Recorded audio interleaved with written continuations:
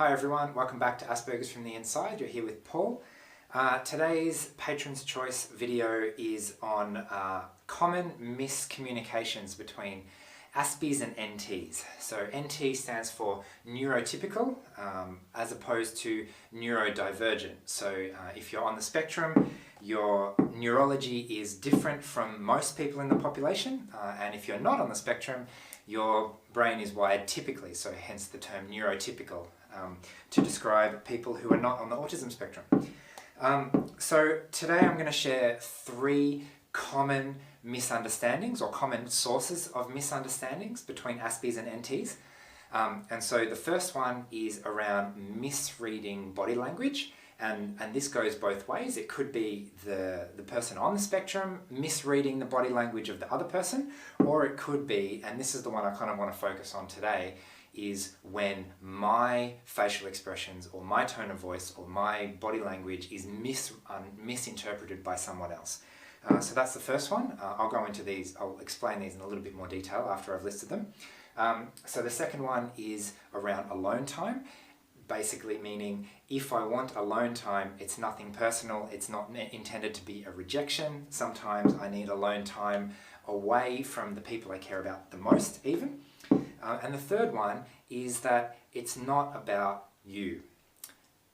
And that is around I'm not doing it on purpose, I'm not trying to annoy you, I'm not trying to elicit any reaction from other people sometimes. I'm just doing my own thing and doing what I need to do to cope or survive or regulate my own emotions or organize myself or whatever I need to do. I'm doing it for myself, I'm not doing it on purpose for someone else. So if I go back to the first one around the facial expressions, I remember I once worked with a young woman on the spectrum who had a really monotonous tone of voice, didn't put much tone in her voice, and she didn't have much of a facial expression or expressive body language or anything like that. And to make things even more difficult, she had the most extreme sense of humor and sarcasm and everything that you could imagine. So I had to learn how to understand her because I couldn't rely on the normal kind of cues of body language or tone of voice to indicate sarcasm, for example. And what's really interesting is whenever she'd say something, I'd need to spend probably 3 or 4 seconds in trying to process, was that a joke? Was she being serious? Is she emotional or upset, or is she just messing with me? Most of the time she was just messing with me, right?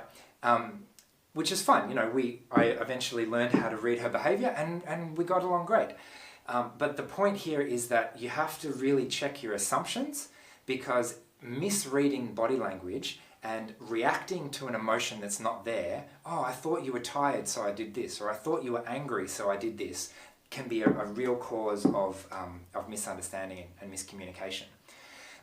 And so interestingly, I had to spend an extra processing time trying to figure out what she was trying to express, and this is what a lot of people on the spectrum experience on a daily basis, just trying to interpret what everybody is trying to express through their body language or tone of voice or extra things like that. So the next time you find it difficult to understand someone else, I'm talking to the neurotypicals here, that is similar to what some people on the spectrum go through every day. Okay, so number 2 is around alone time. This can be a very challenging one to negotiate, especially with intimate relationships, because if I need alone time, I'm not rejecting you, I'm not saying I don't like you, I'm not saying I'm sick of you, I just need time by myself to recharge. And often, the reason, I'm speaking for me personally, others might have different reasons, but the reason I need to be alone is because when I'm alone, I don't have to do anything. I don't even have to do what I want to do. I can do absolutely nothing or something, or I don't need to question those assumptions, which is very relaxing because I can listen to my body and do whatever my body needs to do to relax, rather than my default state when I'm in society or at work or with other people, where I have to try to do what I'm supposed to do. Now that might be an externally imposed thing of I have to do this because of social reasons, or it could be an internally imposed thing, I have to be working because I'm at work right now, or I have to be awake because I'm at the gym right now, or something like that. So when I'm alone, I can do absolutely whatever I want. And this doesn't mean I don't like you. And in social situations as well, if you've invited me out and I've said no, it doesn't mean I don't want to be invited out. In fact, I really love, I've made it a habit to, whenever I decline an invite, I always say, thank you for the invitation, please invite me again another time, but I'm not going to say yes, I'm not going to accept the invitation this time. Because just because I want alone time now does not mean I want alone time later. So knowing that can be a real help.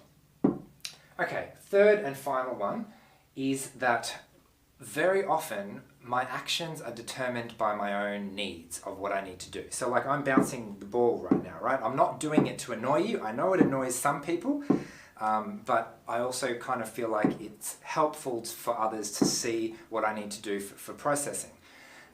So I'm doing this because of me. I'm not doing it because of you. I'm not trying to annoy you on purpose. I'm not trying to manipulate you. I'm not trying to elicit a reaction. I'm just not trying to do any of that. And usually in society, it's common to assume a reason or a motive behind a behavior. Whereas the most useful thing for me is if what I'm doing is annoying you, let me know. If what I'm doing is, you're guessing what my motives are, just ask me. It's going to be a lot easier for everyone concerned if you just ask me why I'm doing what I'm doing, and it's going to clarify things for everybody. Because otherwise, assumptions are going to be made, and generally those assumptions are not going to be very helpful. One of my biggest pieces of advice when dealing with people on the spectrum is throw all your assumptions out the window. Or actually, better yet, you can keep some assumptions as long as you deliberately check those assumptions. So if I'm bouncing my ball here and you're thinking, oh, do you need to do that for processing reasons? Ask me and I'll give you an answer. Whereas if you assume something, that is probably the worst case scenario because I get judged as something and I don't know why I've been judged, and I don't get told that I've been judged, and I may or may not intuitively pick up that that's happened, and then so I'm going along here thinking everything's fine, but if the misunderstanding has happened without communicating it back to me, that I've offended someone by accident, for example, because they've assumed that I've done it on purpose, then we're going to be talking completely cross purposes, and big miscommunications can happen when you do that. Okay, so I think I might leave it there. They've been 3 really common miscommunications and misunderstandings that can happen between Aspis and NTs. I'd really like to hear what your common misunderstandings and miscommunications are.